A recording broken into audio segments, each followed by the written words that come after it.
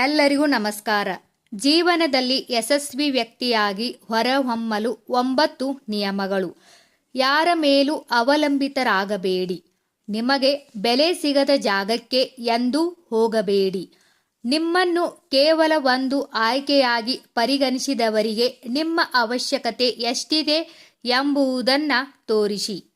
ನಿಮ್ಮನ್ನು ತಪ್ಪಾಗಿ ಅರ್ಥ ಮಾಡಿಕೊಂಡವರ ಎದುರು ಏನನ್ನೂ ಸಾಬೀತುಪಡಿಸಬೇಕಾದ ಅವಶ್ಯಕತೆ ಇಲ್ಲ.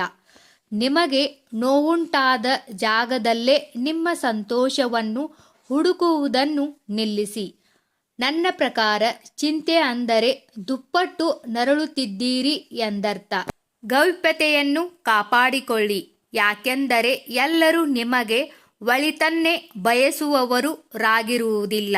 ನಿಮ್ಮನ್ನು ಬೆಂಬಲಿಸುವವರು ಹೆಚ್ಚಾಗಿ ಅಪರಿಚಿತರಾಗಿರುತ್ತಾರೆ ಮತ್ತು ನಿಮಗೆ ಕೆಡುಕನ್ನು ಬಯಸುವವರು ನಿಮ್ಮ ಪರಿಚಿತರೇ ಆಗಿರುತ್ತಾರೆ.